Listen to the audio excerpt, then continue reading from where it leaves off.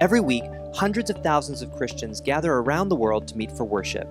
Every Sunday, thousands of sermons are preached, Bibles opened, and theology taught. For hundreds of years, these traditions have endured.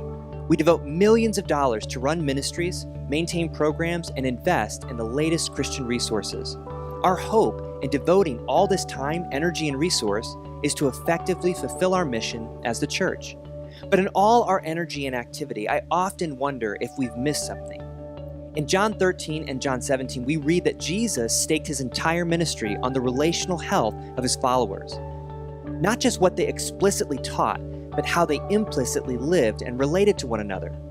If Jesus staked the fulfillment of his mission on the relational health of his followers, it begs the question, what message are our relationships communicating to the world? You see, whether you realize it or not, there is a code running that governs and guides your relational interactions with others. It is invisible and beyond our conscious awareness. However, much like a computer program, it powerfully shapes and impacts everyone who comes into contact with us.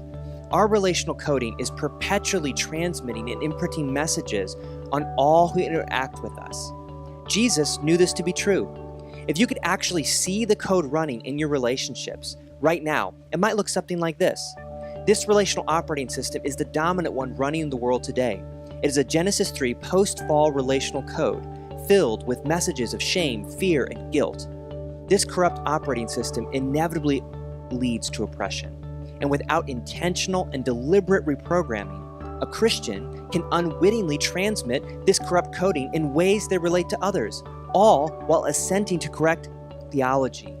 The explicit verbal message can be overridden by an implicit relational one.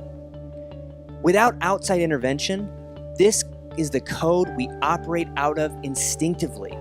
But here's the really good news. There's hope. The good news of the gospel is that Jesus actually enters into our broken coding. And through an act of sacrificial love on the cross, he rewrites and reverses the codes of our relational dynamics. He establishes a new community with a new relational operating system. As we enter his family, this new coding is downloaded into our hearts. It is this new code that produces the fruit of love and unity Jesus staked his ministry on.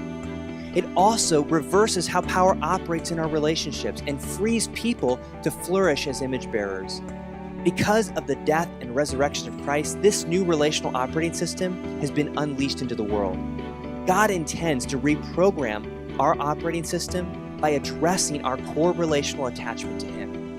As we're anchored securely in Abba's love, it drives out all the old corrupt coding of fear. And as a result, we're able to attune and attend to other people's emotional states with gentleness. We become agents of God's redemption through embodied acts of grace. The church is to be the place where this new relational code is to be experienced. And as this becomes an embodied reality in our communities, we will transmit and imprint a message that is consistent with John 13 and 17. And we will truly experience what a gospel culture is and how Christ transforms relationships.